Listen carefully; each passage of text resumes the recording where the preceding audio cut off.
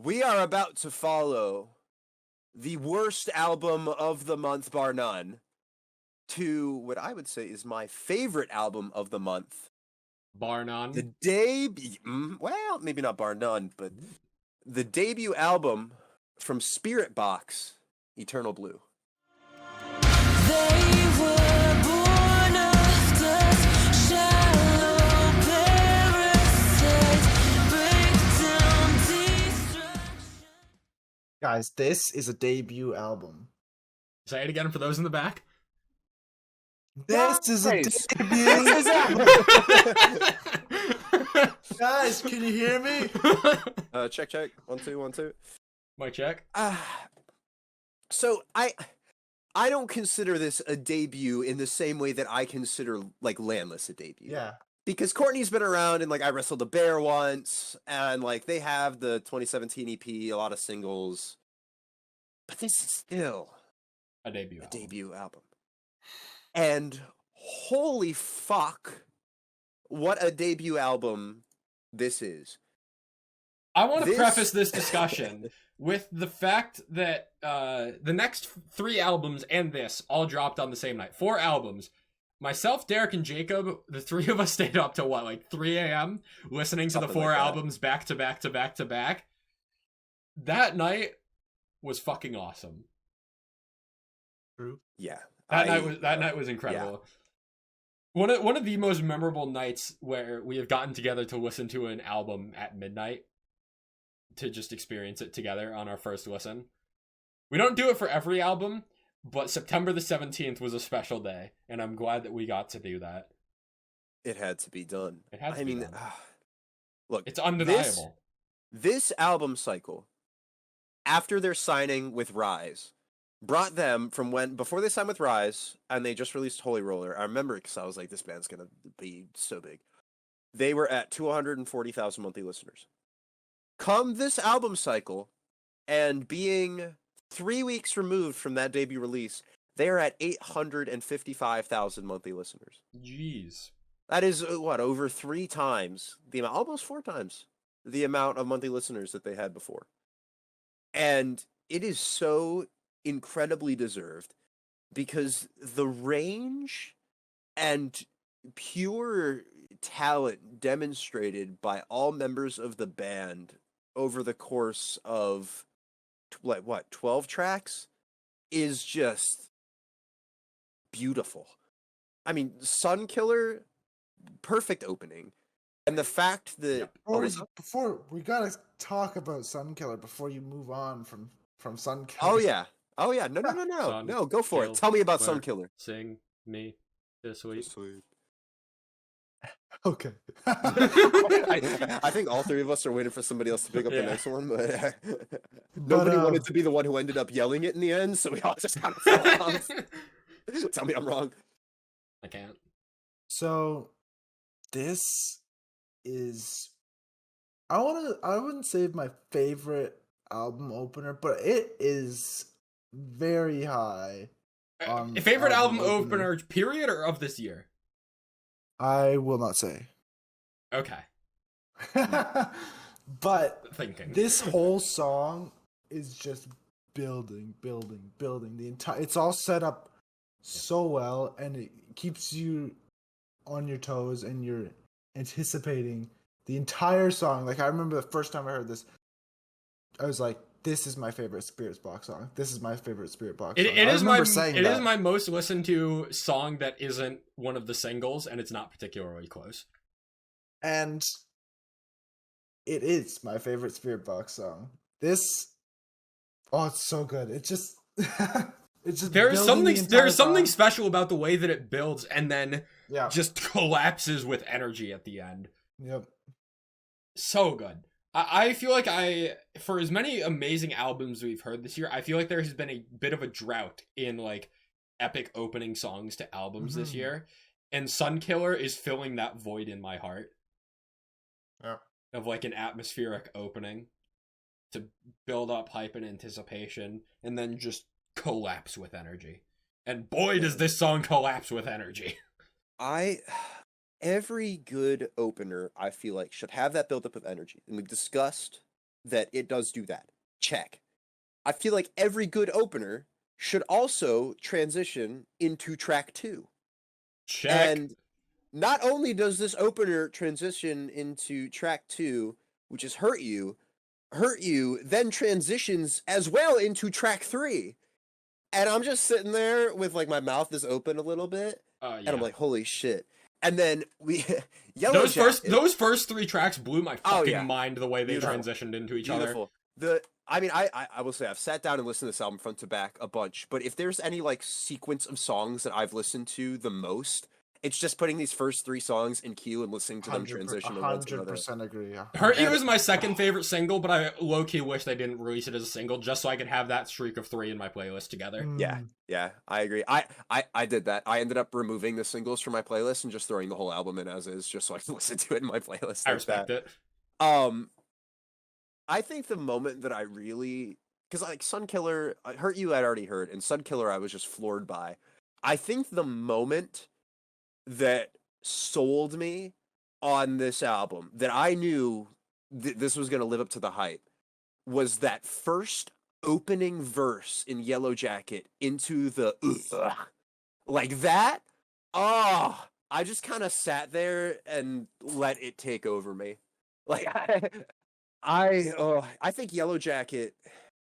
Featuring Sam Carter, by the way. Yeah, of Architects, because like why just let it be one of the best modern metalcore bands when you could have a feature from one of the best modern metalcore vocalists? Like it's such a fantastic choice. And Sam Carter nails it. It's not like topically that feature for Courtney on Vanish Canvas where she's just kind of there in one part of the song. Sam Carter feels like an integral part of this song.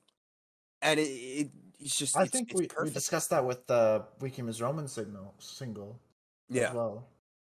Just, I am so beyond happy with these first 3 songs, which do a great job of hitting you with more heavy than melodic, right?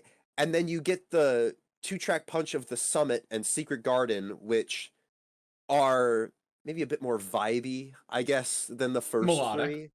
Right. And Courtney says, hey, I can do cleans too, guys. Check this shit out. You know what I think of when I hear fantastic. those first 2 songs? I think of like a blanket in the wind, or like sheets just flowing in the wind. Yeah. That's like the kind of airy energy that I get from The Summit and Secret Garden. And then they just jump into Silk and the Strings and Holy Roller. Because why the fuck not? Yeah, exactly. Hey, we did cleans for 2 songs. Let's not do that anymore, guys.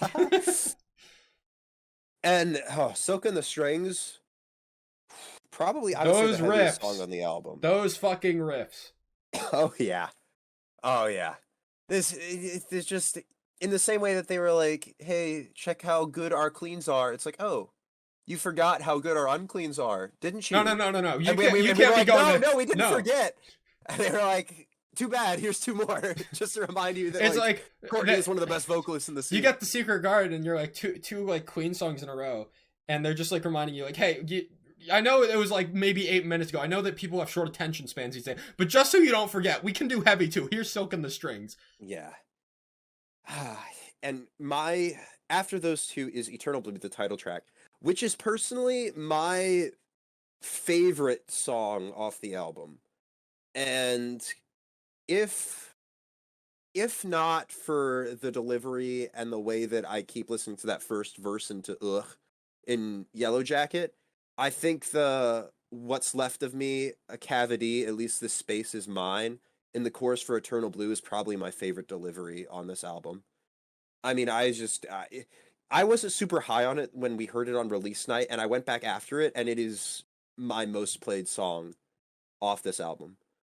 Just perfect. Courtney's voice, as powerful as it is, does a fantastic job of being light and airy when it wants to, particularly in this chorus and the chorus of The Summit, and even Secret Garden to an extent. Which is then on display again, and We Live in a Strange World, which I compare to, what is it? I think it's Silk and Satin off that Stand Atlantic album. That's actually a really good comparison. that it's very like experimental. You've got the like I think it's hi-hats or 808s or whatever in the background that is more like synthetic drum beats and Also, that sort of coincidentally, thing. between those two songs, they're both my least favorite songs from their respective albums. Okay, that's fair. And then we get to Halcyon, which is like I feel like it maybe almost the most forgettable track on the album, and not in the sense that it's bad. It's just like it feels like that style for it was done. It has aspects from the rest of the album in it, but it doesn't present anything new in a way that I feel like the previous 9 tracks did. I'm kind of glad we feel the same about that. Yeah, Because and I was scared. I was scared No, that I was going to come out and say that, like, Halcyon is a track that, like, I want to like so much more because it has all of the good elements that every other song does. It's just not nearly as memorable, and I don't know why. I mean, actually, no, I do know why. It's that every other song is some other fucking incredible moment. And Halcyon is, like, just textbook essential Spiritbox, I feel like. It lacks some.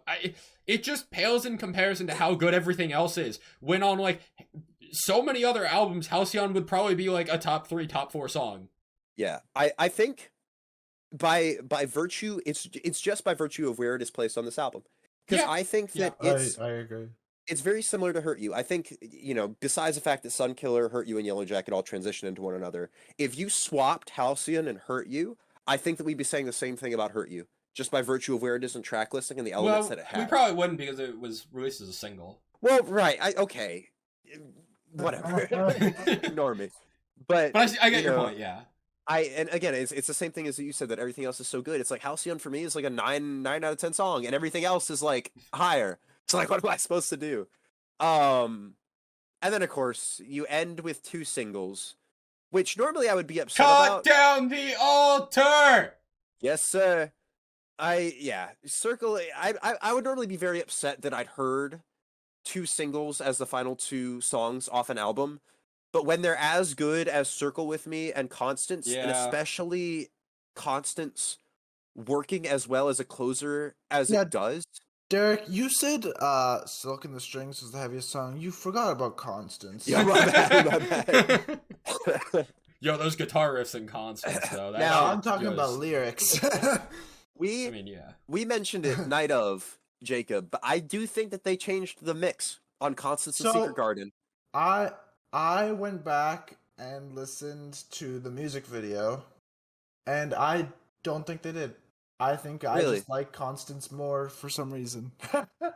See, so it's interesting that you say that, because I went back and listened to it, and I don't know if it was just the like power of suggestion that I wanted to hear something different, but I think that Courtney's vocals were more pronounced in the mix on Secret Garden and Constance on the album. So it's interesting, but yeah, I thought that as well. But then when I went back and listened, I was like, this doesn't sound very different. So So I have something that I want to say, and before I say it, and it'll work with one another, so bear with me here.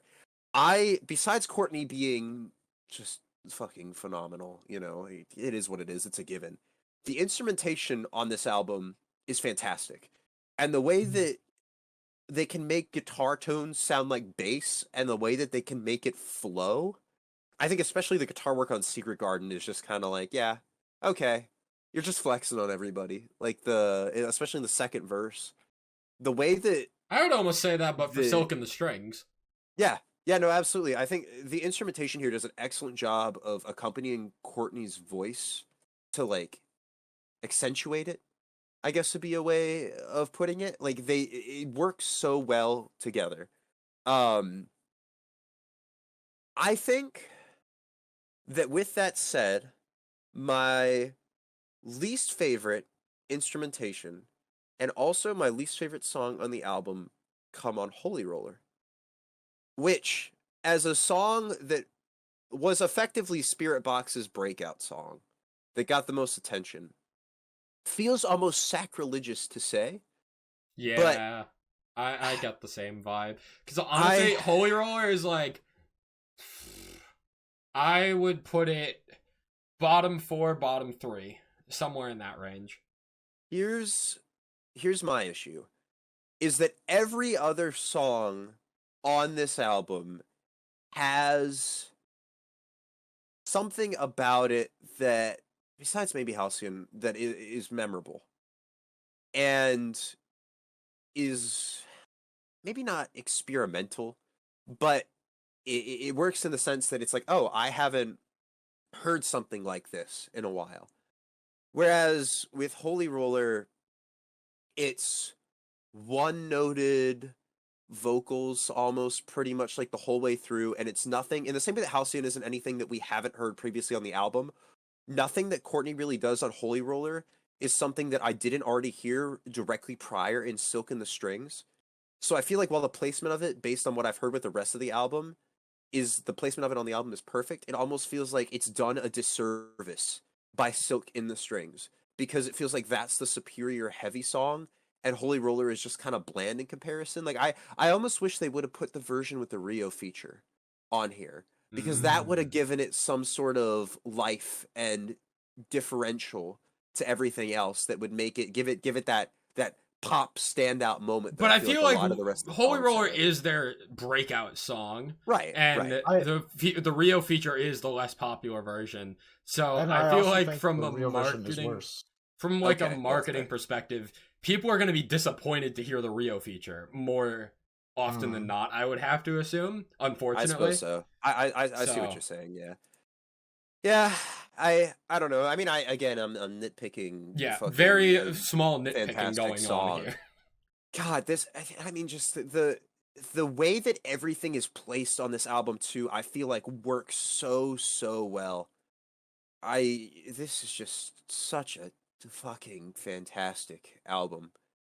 I am both excited to see what the follow-up is to this, because, like, how the fuck do you follow this up? Yep. But at the same time, I'm concerned Yeah. Yeah. this How the is fuck do you almost follow this too up? good. Yeah. Like, how do you debut with an album this good? How do you possibly follow this up with something that fans would consider better? And by all means, go for it. If they pull it off, it's like album of the forever. But If they pull it You off, know? are we talking like fucking like sempiternal classic type shit? I think that this album is already going to be a classic. I'm not going Okay. to lie to you. It's got way too much impact. Yeah. And it's not like you can say, oh, Spiritbox is going to go poppy, not the artist, but like in a pop-driven manner, because they've got songs like Secret Garden on here that have kind of pop-style choruses and lean more into that poppiness, and they've already got songs like Hurt You and Circle With Me that feel like they fit more on like rock radio type thing on Octane, and they've succeeded on Octane. And so it's like you can't say that this band is going to sell out and do a different sound, because it feels like they've explored all reaches possible of their sound on this album. So like how do you move on from that? But and at the same time, Coming next, that's what makes this a Spiritbox fantastic does album. stadium rock. Dude, look, Spiritbox are going to enter their emo rap era, and I'm here for it. What I'm thinking is like, I don't know, collab with like Ollie Sykes. Oh, dude, what if the new Bring Me EP has a Courtney feature on it? Oh, I I'd don't think lose so, it. but- Dude. That Ollie sounds like Sykes, a bit of a if you're stretch. listening, reach out to Courtney. Oh, outside of what I've said, I have no faults with this album. None. Not one. So I'm going to take that as my opportunity to transition to my two faults that I have with this Okay. album. Hit me with it. The first one is more so specific to a specific song or two, with The Summit and Eternal Blue, the title track. Oh, no. I feel like sometimes Don't do the instrumentation masks the vocals, and I can't exactly hear what Courtney is saying sometimes because her vocals are so airy. Particularly in Eternal Blue. I think that's more so an issue there than The Summit. That's fair. And I don't know how you fix that, because you either change the vocals, which are fantastic and don't need changing, or you change the instrumentation, which is fantastic and doesn't need changing, but together they don't mesh in the way that I hoped they would. That's like the only kind of stylistic choice that has not clicked with me on this album yet. The only other fault that I really have here is that I think there is a weak stretch of songs from Eternal Blue to We Live in a Strange World to Halcyon. I think, like... Pain. Pain. I think everything, like, the opening to this album was just too fucking good that by the time I get to Eternal Blue, You know what? I'm Like- gonna agree with you, Jake. Jacob, I'm tell gonna him. agree with you. like, it's Wait, like, no, I Did get... you say you are going to agree with him? I'm gonna agree with him. No! Derek in shambles. In my head, the- I heard that he wasn't going to agree with him, and I think I was just hearing what I wanted to hear. I'm so excited to hype him up. No, that's why I I wasn't sure what that. Mic. that's why I kind of like questioned you because I'm like, wait, did you say that you're agreeing with me or not? Like I didn't fully understand it first. But no, I just think that the first 6 track, what is it? 6, 7? 7. The first 7 tracks are so incredible, including Holy Roller, that it's like, I don't know, man. How much more can I ask out of Spiritbox when they've already given me something so good? Like, I'm, like, Eternal Blue and Halcyon are incredible songs. We Live in a Strange World, I think, is the weakest song here, and there really isn't too much competition. But it's just the stretch of those 3 songs has left me underwhelmed going back to it. I'm going to mute my mic and cry. I'm sorry. I'm having a sorry. visceral reaction to what you're saying, which I guess is a testament to how much I love. I will the say, songs on on first this album. listen, Eternal Blue and Halcyon were fucking incredible. It's just that everything else is Oh, no, also they fucking fell off. incredible.